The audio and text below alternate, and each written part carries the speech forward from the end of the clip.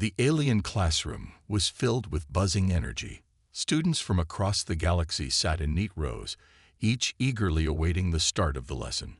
Some were from peaceful planets, others from warrior civilizations, but all were united in one thing: their shared curiosity about Earth and its mysterious inhabitants. Professor Azur stood at the front of the room, a tall figure with shimmering blue skin and sharp eyes. He had taught for centuries, guiding young minds through the wonders of the galaxy. But today, he seemed more serious than usual. The usual banter in the room quieted as he began to speak. "Today, we will discuss a topic that many of you have asked about," Professor Azur said, his voice steady and calm. "The humans, specifically why they are banned from participating in galactic wars." The students leaned forward in their seats, their eyes wide. There were murmurs of excitement and disbelief. The question of why humans, who had only recently joined the galactic community, were barred from such a crucial part of intergalactic life had puzzled many. Luna, a student from the peaceful planet of Salvoria, raised her hand. "Professor, are humans really that dangerous?" she asked, her voice filled with a mix of curiosity and concern. Professor Azur smiled, a small, knowing grin. "That is exactly what we are going to find out today," he replied. "But be warned, the truth is not as simple as you might think." The students exchanged glances. They had heard stories of humans, how they were a young species, barely out of their primitive stages, yet capable of astonishing feats. Their rapid rise from a war-torn planet to a budding spacefaring civilization had earned them both respect and fear. But the idea that they were banned from galactic wars, that was a new and troubling concept. "Let us begin," the professor said, signaling for the holographic projector to light up. A series of images flickered to life, showing different humans throughout history: explorers, scientists, warriors, and leaders. Each image painted a picture of a species that was both ordinary and extraordinary, capable of great acts of kindness and terrifying violence. "Humans," Professor Azur began, "are one of the most unpredictable species in the galaxy. They have an incredible ability to adapt and survive in almost any situation. But this very trait makes them dangerous." The students were silent, absorbing his words. They had learned about many civilizations in their studies, but none had ever been described like this. There were always patterns in behavior, in culture, in the way species responded to challenges. But humans, they didn't follow any clear pattern. Professor Azur continued, "Their greatest strength and their greatest weakness is their unpredictability. In times of peace, they can be kind and creative, developing technologies that help not just themselves, but the entire galaxy.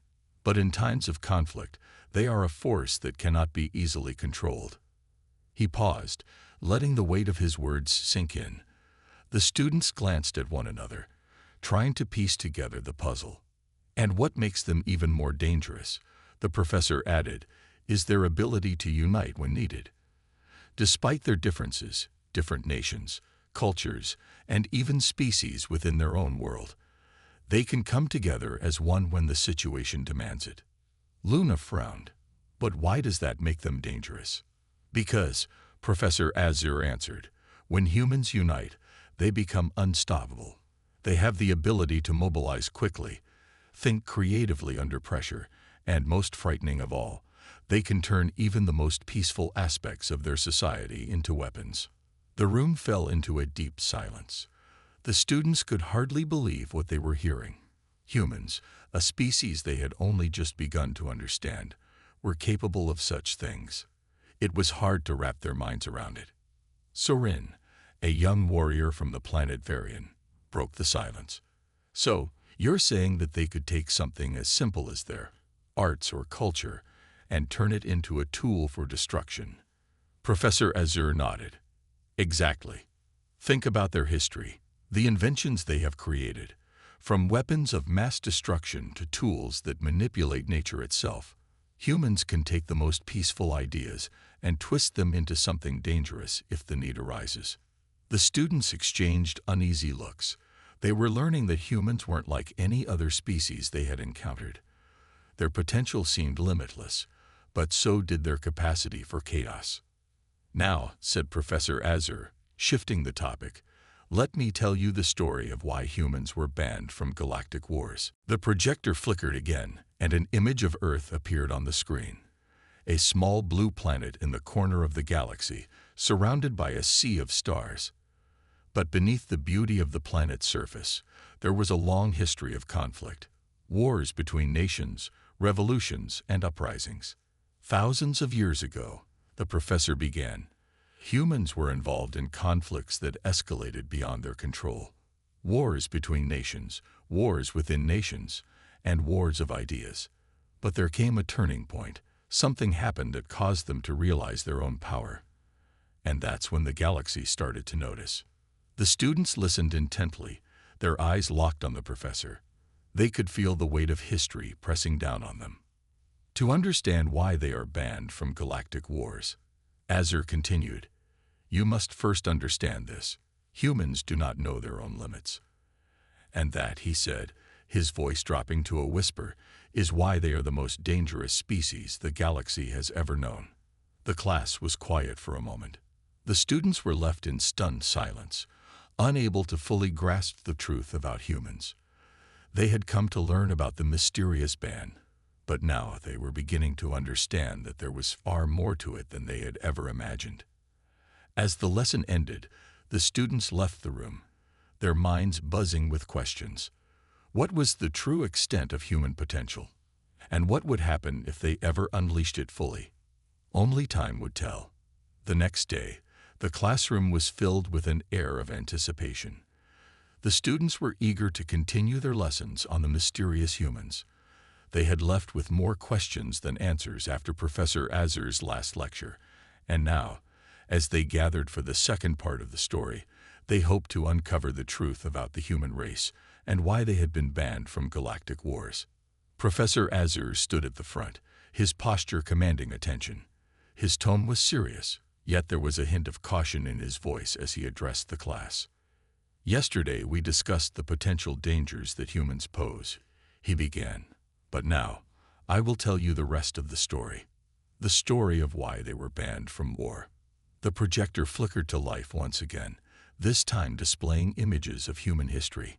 The students saw pictures of ancient battles, cities crumbling in the wake of violence, and the suffering caused by war. The image shifted, showing a more recent history, humanity's rise from the ashes of past conflicts and their attempt to find peace. Humans, as you've learned, have a long history of conflict. But what makes them different from other species is their ability to learn from their mistakes. When they realized the destruction their wars caused, they began to search for ways to stop the cycle of violence, Professor Azur explained. Luna, the curious student from Salvoria, raised her hand again. But Professor, didn't all species go through this stage? The stage where they fought and caused destruction. Why are humans different? Azur's eyes met Luna's, and he nodded. That's a good question. Most species, yes, have gone through periods of war and destruction. But what sets humans apart is their relentless drive to improve.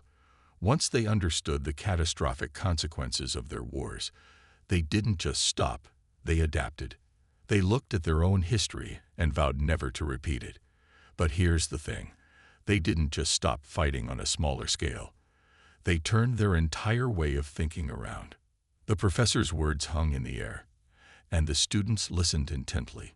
This was the first time they were hearing about the humans' commitment to peace, not from a place of fear, but from a place of determination to evolve. The idea that a species could recognize its own flaws and work towards change was both fascinating and intimidating.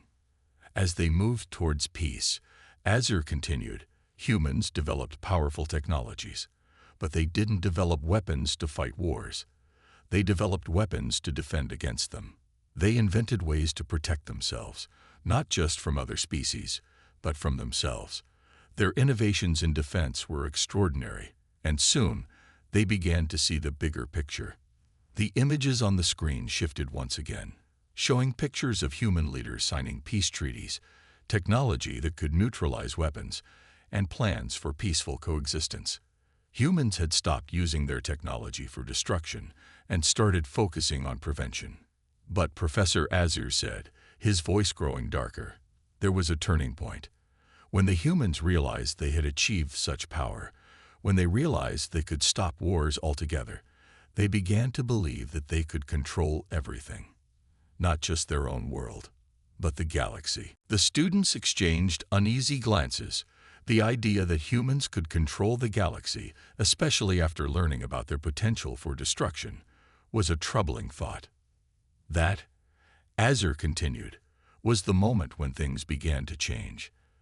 They didn't just want to prevent wars, they wanted to control all of it.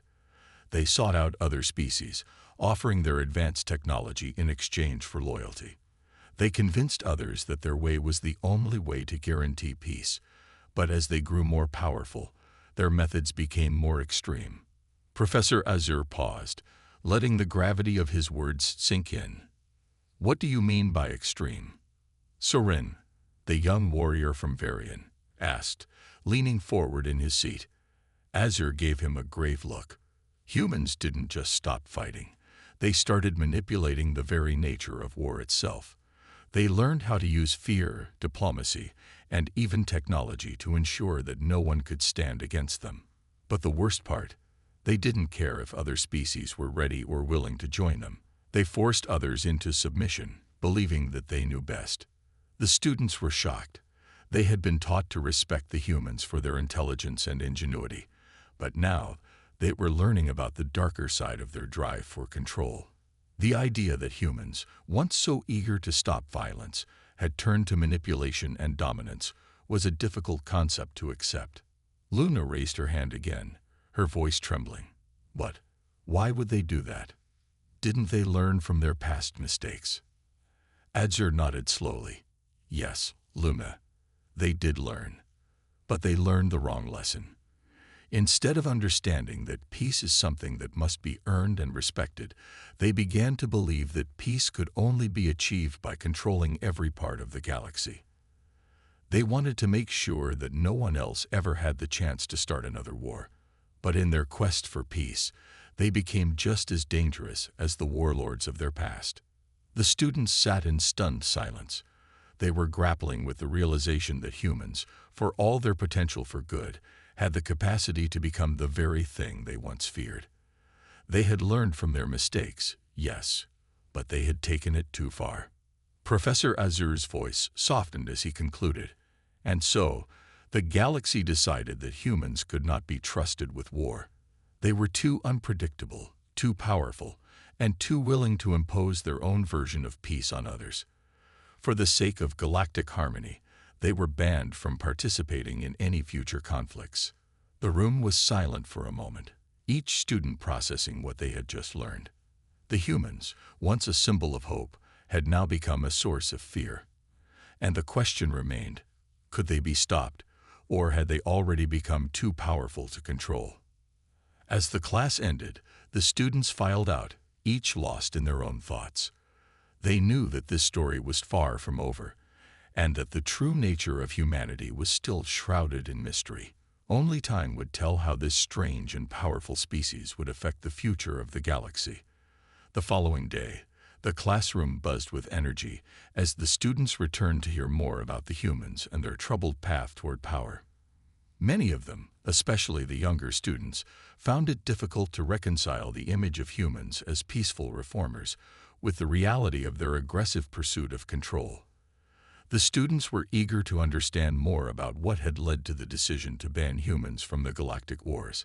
Professor Azur stood at the front, his gaze sweeping across the room.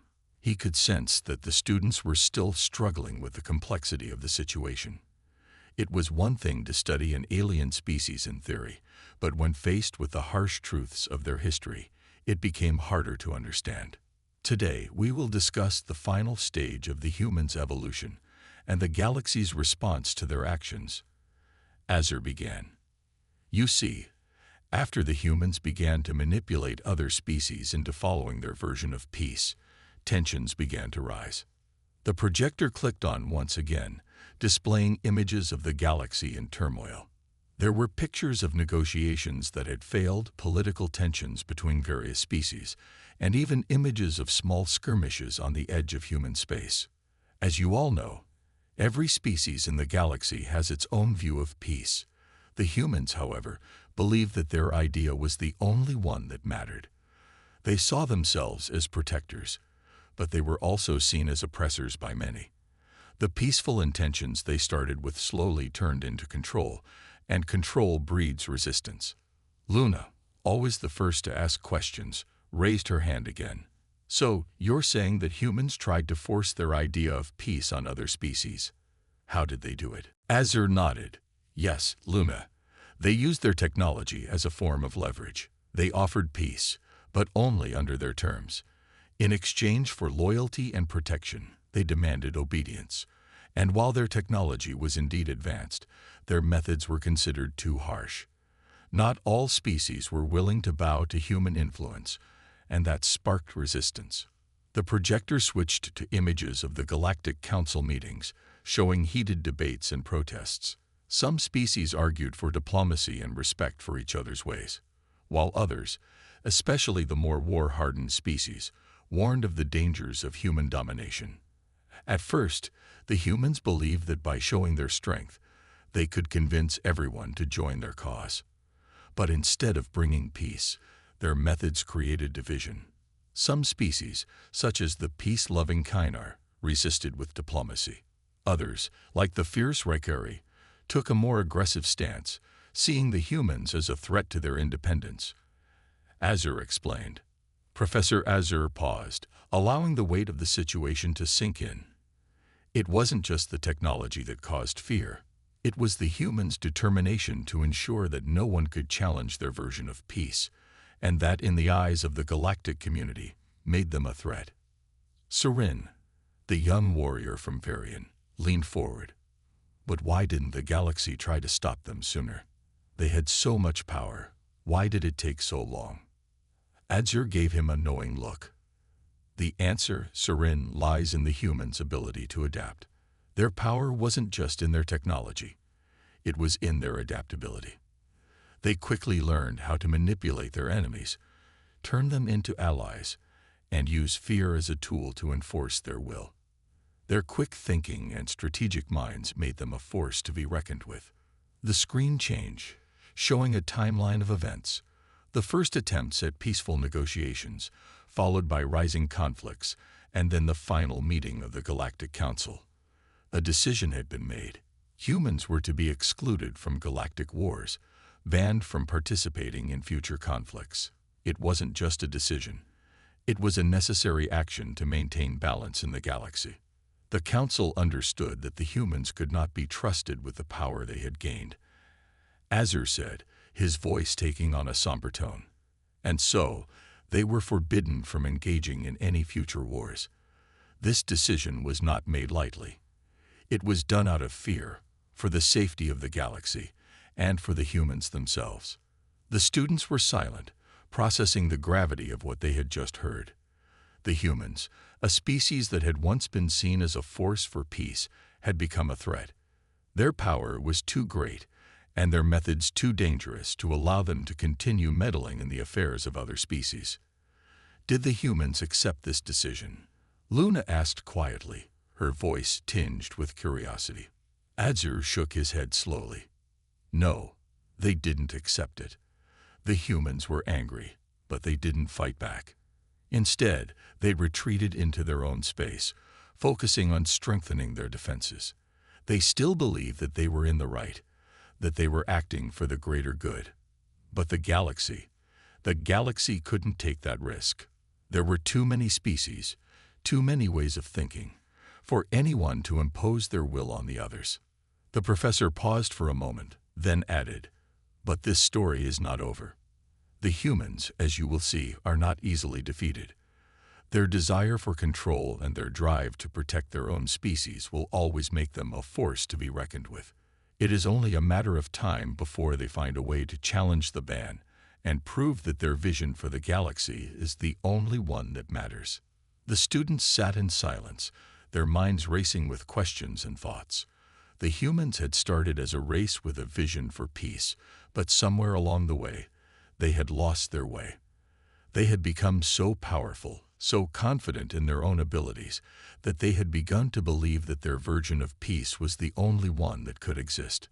And now, as they sat in the classroom, the students realized that the fate of the humans, whether they would accept their fate or rise again, was a question that would define the future of the galaxy. As the students sat in the lecture hall, they began to process everything they had learned about humans. The professor's words were still echoing in their minds. The concept of the ban, the power of the humans, and the lessons from history were overwhelming. There were still many questions to be answered, but one thing was certain. Humanity was a force that the galaxy could neither ignore nor easily control. Professor Azure began the next lesson, his voice serious. Now that you have learned about the reasons for the ban, we must examine the price that the humans have paid for their power. The projector displayed an image of a small, desolate planet, scared by war. A few faint signs of life were visible, but the land was barren. Azure's voice cut through the silence. This is a representation of what the humans' aggressive pursuit of peace has left behind. For all the power they gained, they lost much more in return. The students leaned forward, their curiosity piqued. Luna, still processing the idea of humans being banned, raised her hand. Professor, are you saying that humans destroyed entire planets just to bring peace? Azure gave a grim nod. Not just destroyed, Luna. They overwhelmed entire civilizations with their technology and forced their version of peace upon them. Some species simply couldn't adapt. The Rykari, for instance, fought fiercely against the humans' peace, and entire cities were decimated in the struggle. The projector now displayed images of peaceful Rykari cities before the human intervention and the devastation that followed. The comparison was shocking. What was once a thriving city had been reduced to rubble. The humans believed that the end justified the means. They thought that the peace they could offer was worth the destruction it caused. And in some ways, they were right. Their technology was advanced enough to rebuild.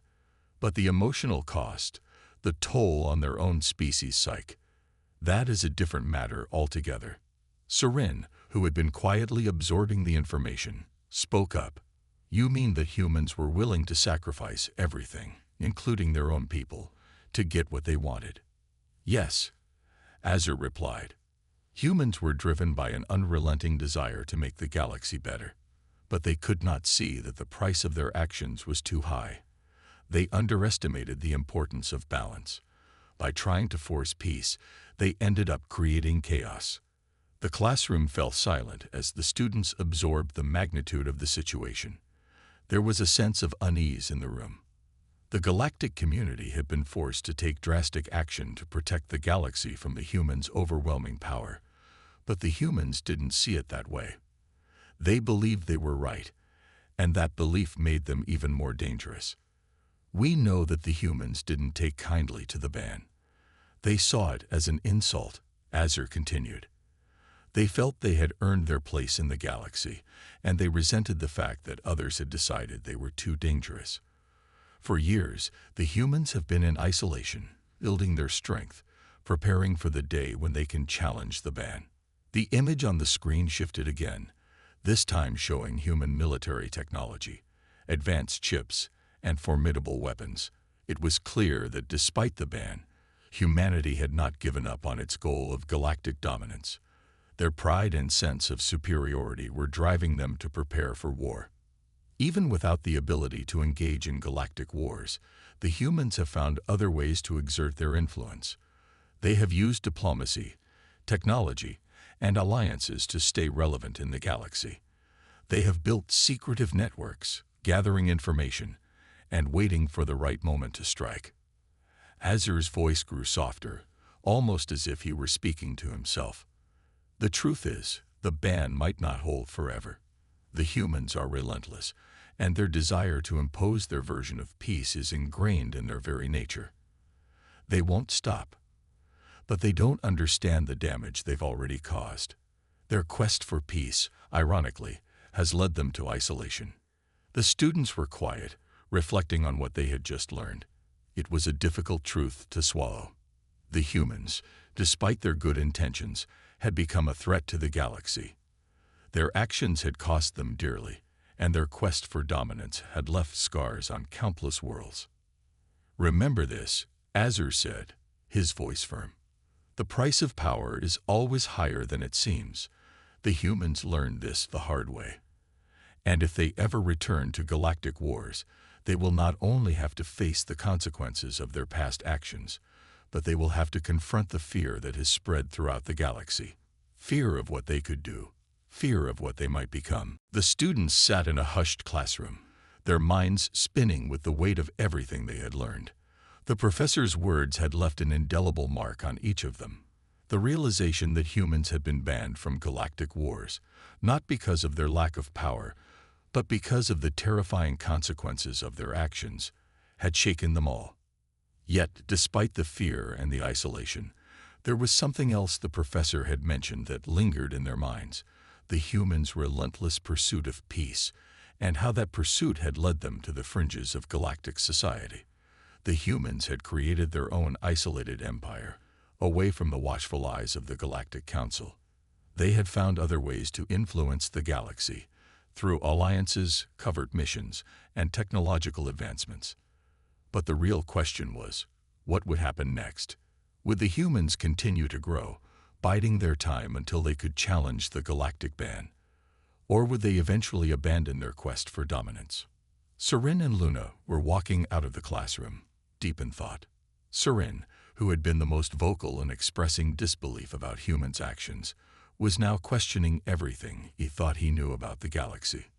"Do you think the humans will ever accept the ban?" Seren asked Luna as they walked through the quiet hallways of the university.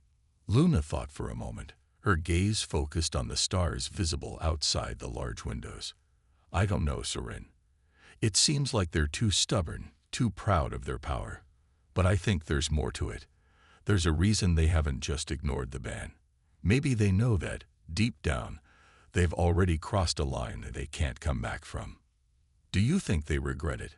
Seren asked, his voice soft. Luna shook her head.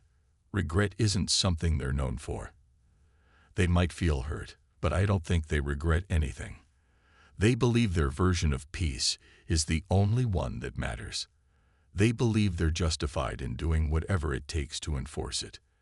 As they continued to discuss the humans' motivations, their conversation was interrupted by a voice, a student they both recognized as one of the more rebellious members of the class. "Hey, Luna." Seren, the student Nira, called out as she caught up to them. "Did you hear what they're saying? There's talk of a rebellion brewing in the outskirts of the galaxy. They say it's the humans behind it." Luna frowned. "A rebellion? What do you mean?" Nira glanced around before leaning in. "I don't have all the details, but word on the street is that some of the humans who were exiled from the Galactic Council are gathering a force. They're not just looking to break the ban. They want to take back what they believe is theirs: control over the galaxy. They believe that they've been wronged, and they're planning to do something about it." Seren's heart raced. But how could they do that? The Galactic Council has the power to stop them. They can't just march into the center of the galaxy and challenge the Council. Nira smirked. "Maybe not directly, but humans are clever. They've got allies, and their technology is advanced enough to make things difficult for the Council. They've been operating in the shadows for years, waiting for the right moment. It's only a matter of time before they act." Luna stared at Nira, her mind racing. A rebellion, a challenge to the Galactic Council. Could the humans really be behind it? She thought back to everything she had learned about them: their aggressive pursuit of peace, their willingness to sacrifice everything for their vision. Was it possible that the humans weren't just isolated, waiting for peace, but actively preparing for war? "Where did you hear this from?" Luna asked, her voice filled with urgency. "I've got sources," Nira replied, glancing around again. "Let's just say I'm not the only one who's been hearing these rumors. The humans may be banned from galactic war, but they haven't forgotten how to fight. And now, they're ready to break the rules. Soren clenched his fists. This can't be true. The consequences of war are too great. The humans wouldn't be that reckless. Nara looked at him with a mix of pity and disbelief. You're still thinking like the rest of us. The humans don't see it that way. They've already been through the worst. The destruction they've caused, the lives lost. It's all part of their plan. They believe it's the only way forward. Luna's heart sank. If this was true, then the galaxy might be on the brink of something even worse than before. A rebellion led by humans could throw everything into chaos. The ban had been put in place to protect the galaxy from their destructive tendencies. But if humans were already preparing for war, how could anyone stop them? I think we need to be careful, Luna said, her voice trembling with uncertainty. If there's a rebellion brewing, we need to find out more. We need to understand what the humans are planning before it's too late. Soren nodded, his face grim. Agreed. We can't let this spiral out of control. The students walked away, their minds heavy with the thought of what might be coming. A rebellion. The possibility of another galactic war. The humans had always been a force to be reckoned with, but now it seemed like they were more dangerous than ever before. The galaxy was about to face its greatest challenge yet, and no one knew how it would end. The days that followed were filled with whispers and rumors. Luna, Soren, and Nira tried to focus on their studies, but the shadow of the humans' rebellion hung over them. The classroom felt different, colder. The discussions about galactic history now seemed trivial compared to the looming question of whether the humans were truly preparing for war. Luna could hardly concentrate. Every time she looked out the window, the stars seemed to hold a deeper meaning, as if they were a warning. Her thoughts kept drifting to what Nara had said. The humans aren't just waiting for peace, they're planning something. What if it was true? What if the humans had already built an army that was just waiting for the right moment to strike? But Luna wasn't the only one thinking about it. Soren, too, was troubled. He spent long hours in the library, digging through ancient texts and galactic reports. The more he read, the more he realized how much was still unknown about the humans. They were a mystery, even to the most learned beings in the galaxy. Their rise to power, their sudden isolation, their terrifying potential for destruction, all of it seemed to be part of a larger puzzle that no one had yet figured out. One evening, as the three of them sat in the university's quiet garden, Nira leaned forward and spoke in a hushed voice. I've got more information. It's not just talk anymore. There are actual plans in motion. The humans have formed alliances with several smaller civilizations that have been oppressed by the Galactic Council. These alliances are hidden, but they're real. They're preparing for something big. Soren's eyes widened. That's not possible. The Council controls everything. How could the humans get so many civilizations on their side without being detected? Nira shook her head. It's not just about power. It's about something deeper. The humans are offering something none of the other species have. Freedom. True freedom. The kind that the Galactic Council has never allowed. It's all about breaking the chains of control. Luna's heart raced. The Galactic Council had always been the unshakable force in the galaxy, the organization that had maintained order for centuries. The thought of rebellion, especially one with such widespread support, was terrifying. If the humans were really behind this, it could mean the end of the galaxy's stability. But why now? Luna asked. Why are the humans doing this now? They've been isolated for so long. What's changed? Nira glanced around nervously. That's what I'm trying to figure out. But I think it's because they finally had enough. They've been patient, waiting for the right moment. And now, they're ready to act. Soren leaned back, his eyes narrowed. This is madness. The humans might be powerful, but they're not invincible. The Council would crush them. There's no way they can win a war against the entire galaxy. Nara looked at him with a mix of pity and warning. "You don't understand. The humans don't care about winning a conventional war. They're not interested in conquering the galaxy. They want to change it. They believe the current system is broken, and they're willing to do whatever it takes to tear it down." Luna felt a chill run down her spine. She had always thought of the humans as just another species, another part of the galaxy's tapestry. But now, she realized just how dangerous they could be. If their plan succeeded, the entire balance of the galaxy could be shattered. The more Luna thought about it, the more she understood what Nera was saying. The humans weren't trying to follow the rules of the Galactic Council. They were ready to rewrite them. And that was something the galaxy had never seen before. But with every new piece of information came more questions. What would the humans do once they had their freedom? Would they create a new order, one that was more just? Or would they become the very thing they had once fought against? The uncertainty weighed heavily on Luna. She couldn't just sit back and watch. If the humans were preparing for something that could change everything, she needed to know more. She needed to understand the full scope of their plan. "We need to investigate," Luna said, her voice firm. "We need to know what the humans are planning. And we need to stop them before it's too late." Soren hesitated. But how? The humans are everywhere. They're in the shadows. They have connections no one understands. Luna turned to him, determination in her eyes. "We don't have to do this alone. We have resources. The Galactic Council has spies, agents. We can gather information, make sense of it. But we have to act quickly." Nera nodded in agreement. "I'll help. I got some contacts. I can dig deeper, find out who's involved in this rebellion." The three of them stood together, their minds set on the task ahead. The galaxy was on the brink of something catastrophic, and they had to uncover the truth before it was too late. As they walked toward the exit, a sense of urgency filled the air. The fate of the galaxy might rest on what they discovered next. Luna, Soren, and Nera spent the next few days in a feverish rush. They tracked down old contacts, met with informants, and sifted through every piece of data they could find. It wasn't easy.